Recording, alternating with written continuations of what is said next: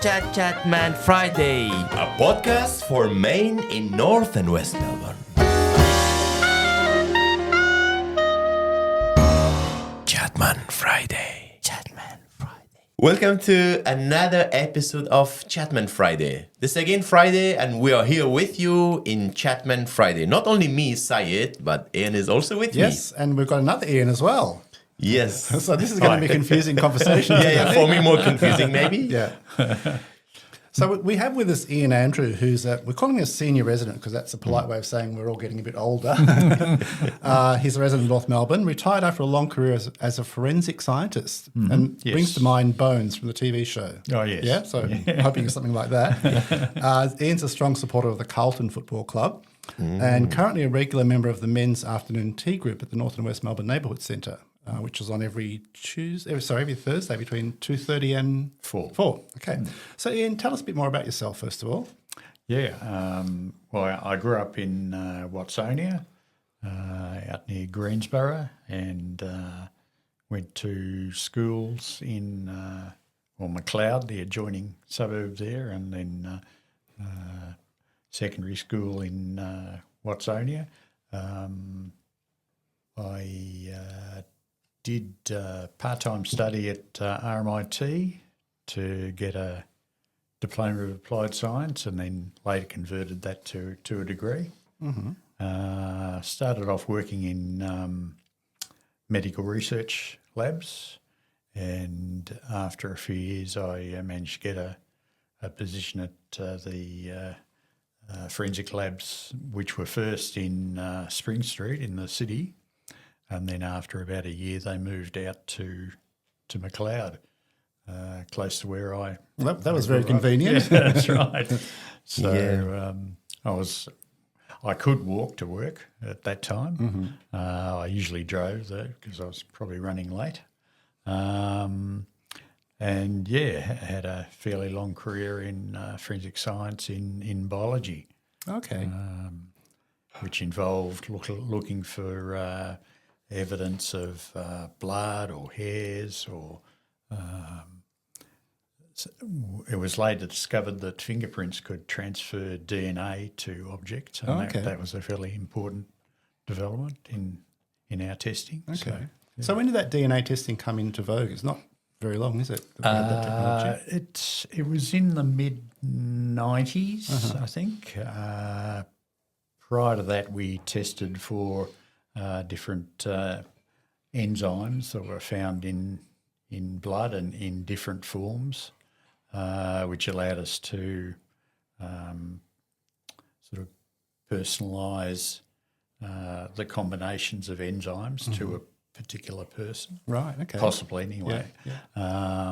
And then when DNA came in, it tended to revolutionise all that and made it much more specific to a particular person. So. And did the courts challenge your DNA findings ever, or was it just accepted that it was a robust test? And yeah, from time to time, I guess the challenges still go on now, but when the methodology was still quite young, the defence tended to cast a bit of doubt on what the results meant. Okay. In giving evidence, we were always careful to not overstate the strength of the evidence, because that's when you could be, heavily criticised for making it stronger than it really was. Okay. So. Yeah, it's very interesting. This field is very interesting, and you have to be very careful about the things. Yes. We will have more questions about this in details later. Yeah, and I saw you there in the men's afternoon tea with the team. Yeah. I'm sure you're very energetic and fresh now. You had a chat with other men just before. Warmed up. Yeah. And we will have a very good conversation. Yeah, Ian, you can continue with the questions. Yeah, thank you, Syed. So we were talking before, we lightheartedly called you a senior resident, and we're all getting older, so we're in the same boat. Day by day. But you've moved from Watsonia and you're now in North Melbourne. Yeah. Yeah. So what's it like living in North Melbourne as a senior person in the area? What sort of things do you get up to, and what are the challenges, benefits? Well, I like the area because I do a lot of walking. Besides walking my dog, Okay. he likes going out for fairly long walks. But Is he a big dog? no, he's a smallish dog. Okay. But he barks a lot at other dogs. Fair enough. He tries to be big in that way. Yeah. But, yeah. Everything's close. Like being able to walk, to cafes, shops, catch a tram down Elizabeth Street into the city when I need to. Mm-hmm. Yeah. Okay. And you've been here how long in North Melbourne? About 6 years. Okay. Have you seen a change in that time? Yeah, we were just saying the other day that the Red Cross building just across the street from us is now being demolished. And Hang on, is that the one, the huge one?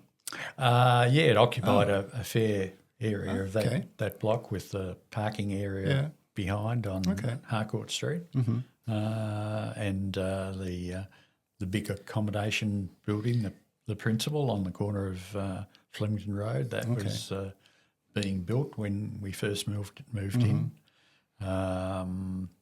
Another building is being put on the old garage site, I think, next to the Thai restaurant there on Flemington Road. Oh, yes. A lot of change in the area. Okay. I guess it's sort of in keeping with these activity areas and with the new stations opening at Parkville and the others. Yep. throughout Have you had a the look city. at that yet? We've walked past it a lot, and the escalators have been running at the time, but haven't been inside yet. But I walked past. it'll be There's a exciting. big skylight over the top of the building. Yeah, You can peer down, which is that's interesting. right. Yeah, so it's quite a light, airy sort of environment. Yeah. Okay. Yeah. How much you attached to this place? When we live sometimes for a couple of years in somewhere, so people get attached with that place. So whenever we move everywhere, our heart goes to that place. Yeah. Are you attached to this place? I think I am now. Or we are living in a unit in Villiers Street, and Right. I think when you first move in, you sort of Yeah, yearn everything for you your don't know old about, surroundings, and but I've become very attached to the area now, and Yes. a lot of people say it's got a nice sort of village feel. Yeah, about it. it's very nice. Not inside CBD, not too busy. That's right. And not too That's right. far. Yeah. You can Yeah. walk to Yes. Victoria Market or That's CBD. right. Yes, in definitely. 15, 20 minutes. Yep. It's Yes. very nice and beautiful place. Yes, we find our sort of corner of the area there, it's quite quiet in terms of traffic. You don't get a lot of through traffic coming through, but you're very A close. lot of restaurants to- around. That's right. Yeah. That's right. Restaurants, cafes. Yeah. It's great for coffee and things like that. Yeah. So let's have a break. What do you think, guys? Okay, why not? Always good for a break. Yeah, we will have a break. This is Chatman Friday, and we will continue talking with Ian after a short break, and we'll be back with you.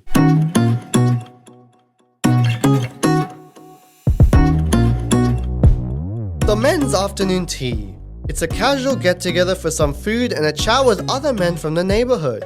New people are highly encouraged and it's free. It happens fortnightly Thursdays, 2:30 to 4 p.m. at 58 L Street, North Melbourne.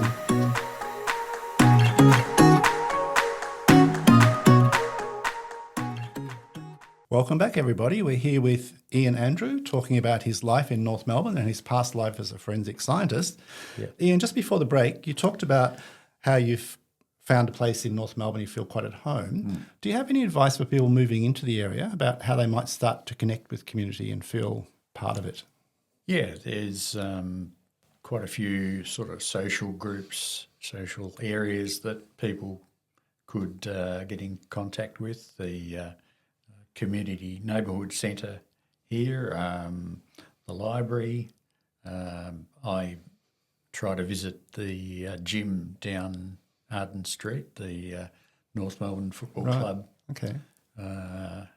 facility there, and it's a good place to possibly meet people with similar sort of goals in trying to stay a bit fitter. It's making me feel bad now. I don't go to the gym. So it's just a matter of, I think, people, getting out into the streets and, meeting others. And I think, people are often quite, amenable to being spoken to and getting into a conversation. So it's just about people making the effort, I think. Yeah, I think that's the first challenge, right? When you see someone on the street, you feel like you shouldn't interact with them, but you take a moment and do it. They're often quite responsive. Yeah. And, walking a dog is often a way because first thing in the morning you see a lot of other people doing that Fighting as with the well. dogs. So it's sort of a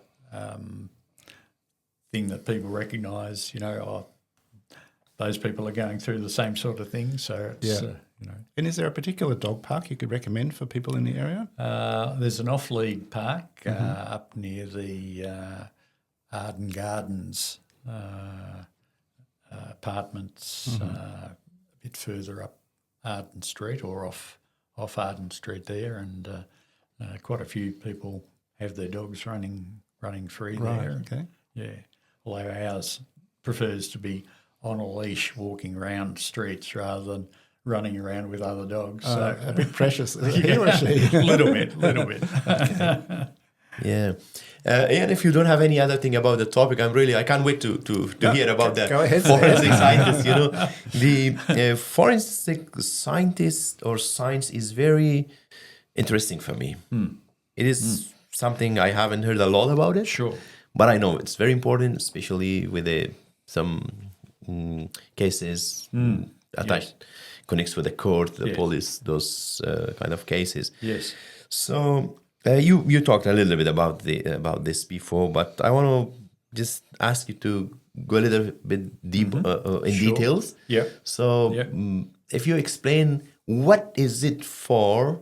This is a very general question, but most of people may know it. Yeah. But we want to hear from you first. Yep. Well, the way the work is usually organised, you're assigned items from a case.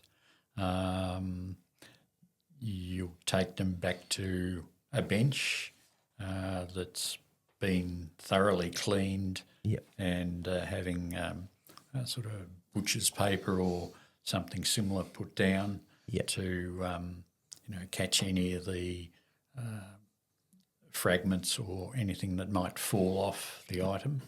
And you'll often be asked to examine the item for blood or tears, hairs. So you'll do a detailed examination and make detailed notes about your examination. And depending on the type of case, some samples may be submitted for DNA analysis. So to find evidence of maybe blood from a victim on a possibly assailant's clothing, or vice versa, blood from an assailant on victims' clothing, for example. Yeah, that's right. Of course, a lot of cases happened, and you were involved with that. Just without naming anyone or naming any agencies. Sure. Just share us some interesting cases or very strange ones. Yeah. Or some other ones you would like to share with the people, which is very interesting for you. Yeah. Well, one that I remember fairly well was the series of 3 killings that happened in the Frankston area. Three women were attacked over a short period of a few weeks, and I attended one of the scenes along with other colleagues to look for samples that might be valuable as evidence. The offender was finally identified, and it went to trial,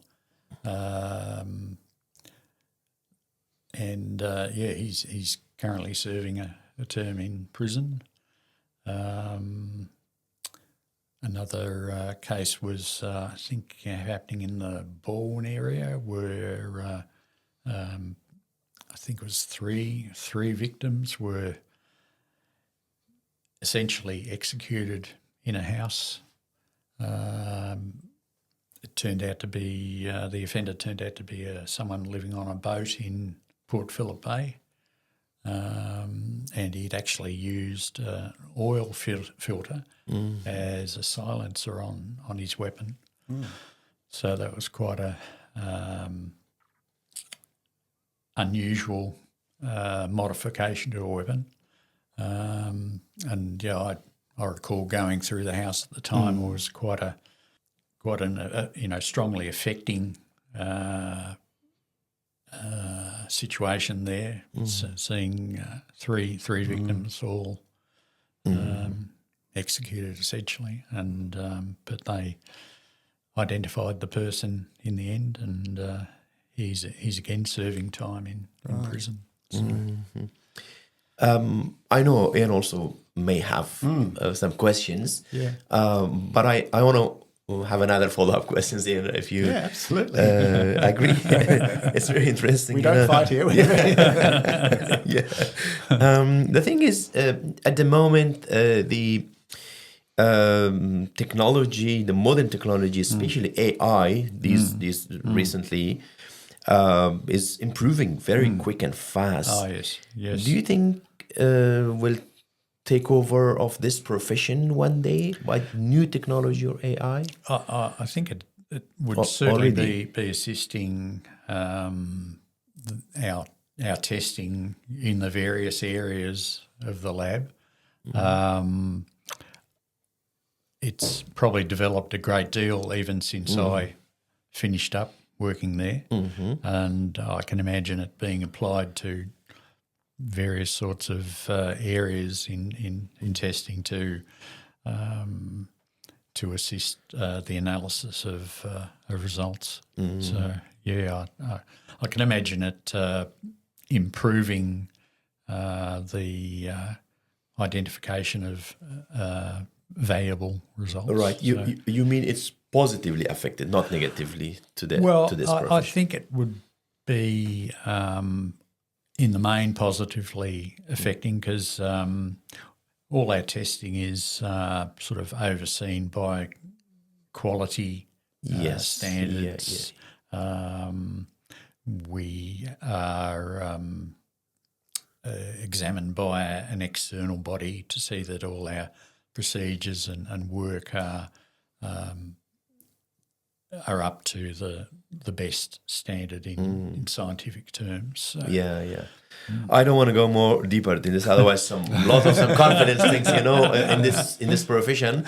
So Ian, you may ask questions. Yeah, it's interesting. Talk before about being emotional at some of the scenes you have to inspect or detect or diagnose, whatever the term is. And that notion of vicarious trauma from first responders and people like you, was there any kind of counselling or support? I suppose for me, it was in an informal way. We spoke to colleagues about it, and just to get our sort of experiences off our chest, if it was in fact a bit traumatising in a way. I think formal sort of debriefing was available for people who were more affected. Right. But I don't think I took advantage of that. I found just talking to colleagues about it was sufficient for me. Okay.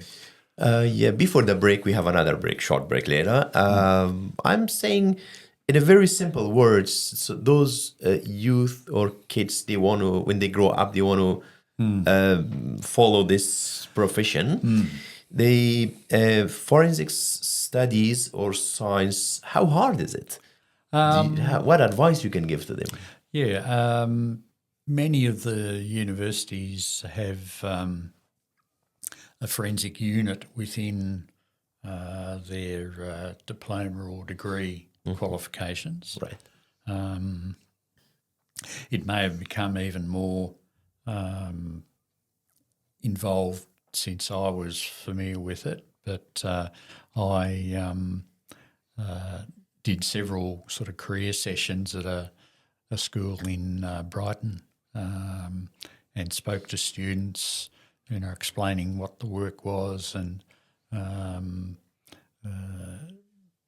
pointing them maybe in the direction if they wanted to go further, what they want to do in their final years of secondary school, and so they could get into one of these areas. So, was it for you easy or hard at the beginning when you started?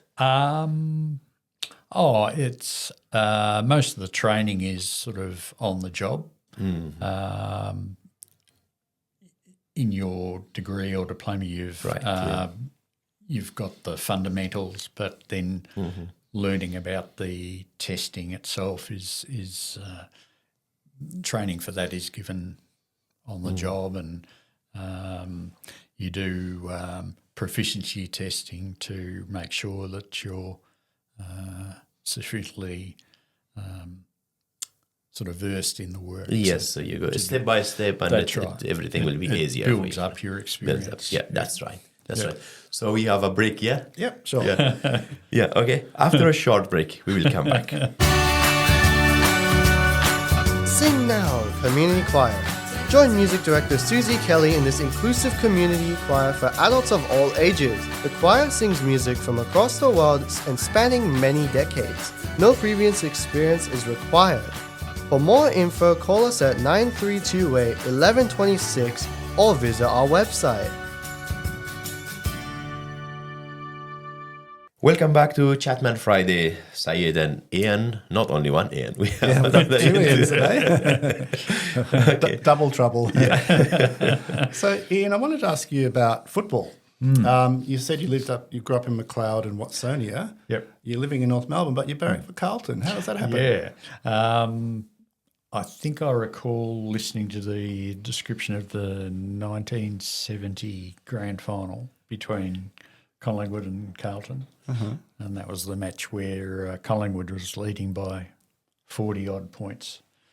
And Carlton made a miraculous comeback in the second half. And I think I was barracking for the underdog at that stage. And I think, that's where I sort of got attached to Carlton. Followed them ever since. Not going to give them up now you're a North Melbourne person? No, unfortunately. I still, feel a bit of a attachment to the Kangaroos, and they've been doing it so hard for quite a while now. Yeah. And do you get to many matches? Yeah, I try to go to all the home games. Oh, wow. Either at the MCG or the Docklands Stadium. I can walk to Docklands from home. Yeah, not far at all, is it? It's quite convenient for that. Okay. Yeah. Well, we'll forgive you, but if you ever change your mind, it's North Melbourne we're after. Okay. Yeah, so you are a real Melbourneian now. Yeah. Yes. So you are attached with a lot of things with the place, with the football, with restaurants, food, whatever. That's right. Yeah. Yes. Following on from that point about being a Melburnian, there's a program run by North and West Melbourne Neighbourhood Centre in conjunction with the Student Union at Melbourne University called Being a Melburnian. You were part of that. I was. Tell us about it. What was it for?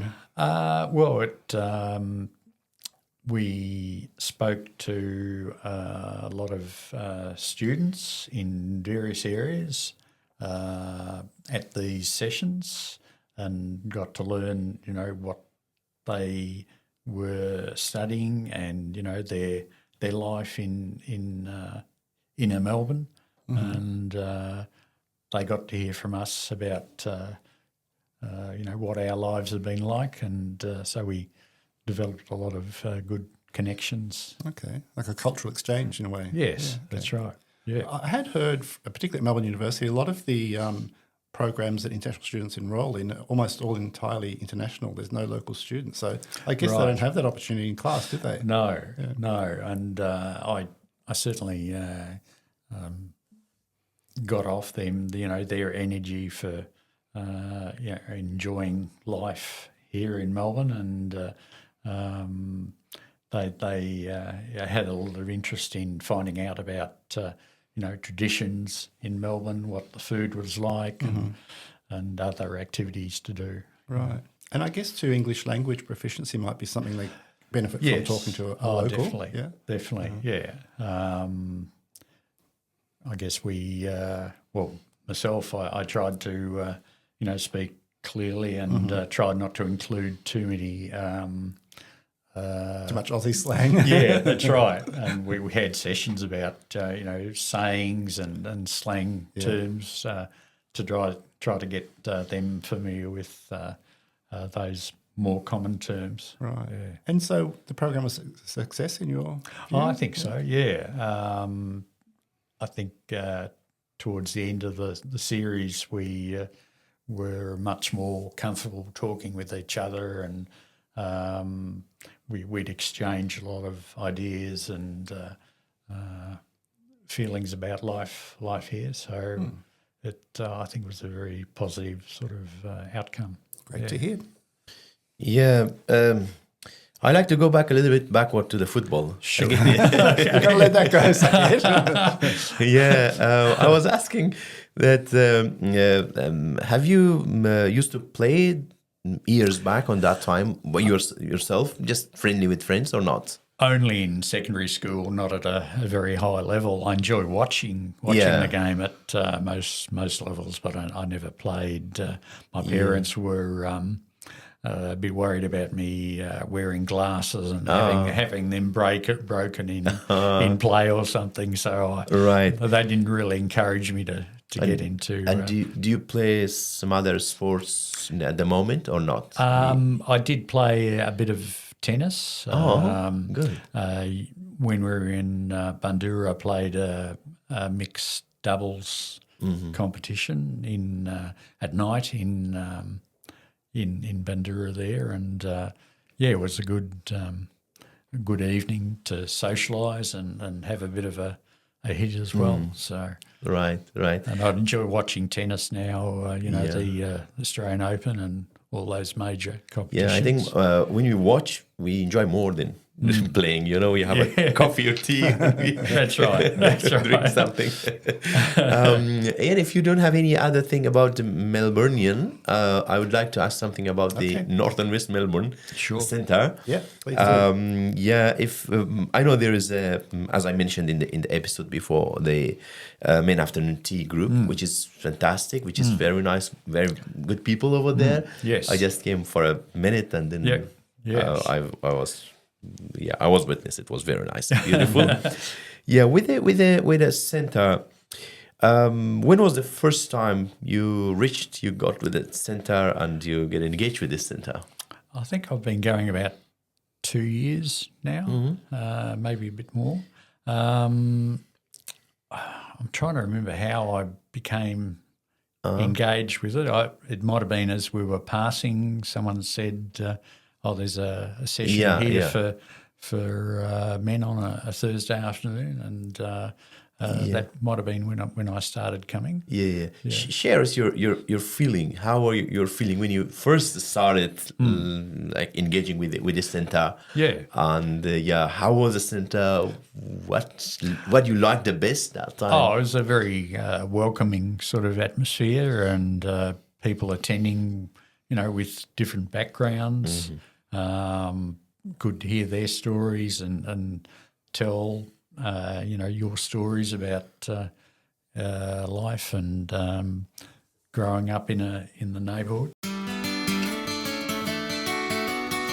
This is North and West Melbourne Neighbourhood Centre, and we host programs and activities for locals. Visit us at nwmnc.org.au or call us at 9328 1126, or even better, come in person at 58 Errol Street, North Melbourne. So, Ian, the afternoon tea club, what do you talk about? Is it secret men's business, or can you spill the beans with us? Oh, it can be anything really. Topics that have come up during the week, or someone's experience with public transport, or Well, that'd be a long story, wouldn't shopping. it? Yeah. Oh, yes, it can be. Yeah. But no, it just seems to flow quite well, and it's quite interesting to hear other people's ideas about things. Right. And is it the same group each week, or does it change around a bit? Varies a bit. There's regulars who come each fortnight usually, and then others who maybe attend sort of sporadically. But it's always a good atmosphere, and lively conversation. Yeah. Okay.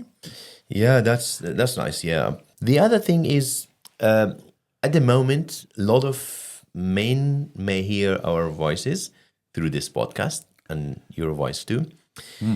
Give them a message about the men's afternoon tea. Maybe they're not aware about the program. You tell them. We always put some advertising in the brochures, whatever. Yep. But we want to hear from you, one of the Yeah. participants. What are you going to say to them? Yeah. Well, they put on a variety of food for us to nibble on. Coffee, tea. It's a very friendly sort of environment with no expectations from people. Just a good time to chat and. Yes. So we encourage those men, those seniors, if you're free every fortnight for about 1.5 hour or That's right. not long, No. You can come and join this wonderful team. You share your stories. That's right. Yeah, That's so right. then Yep. you can listen to others men's stories. Yep. So have a cup of tea and some cakes, some fruits. Yes. That would be Yeah. interesting. It's a nice, relaxing environment. Yeah. So it's gone very, very quick. It has indeed. The episode gone very quick. So our time is up and we have to finish here. And if you have any other thing, the last question, if you have in mind, we can ask very quickly. No more questions. Just to say a big thank you, Ian, for coming in and giving us your time and support. Thanks for inviting me. And if you do change your mind, North Melbourne Football Club's still there. Okay. And also, I want to say maybe we will invite you once more in a couple of months to share some new things in that time. So hopefully we will have another episode together. Great. And I'm thanking again all of us, you, Ian, and also you, Ian. And I'm thanking myself. So we will be right back in next episode of Chatman Friday, next week and Friday, through this podcast. Till that time, so we have to say goodbye here. Yeah, Great. Goodbye for now. Thank you. Thank you. Chatman Friday. A podcast for Maine in North and West Melbourne. Chatman Friday.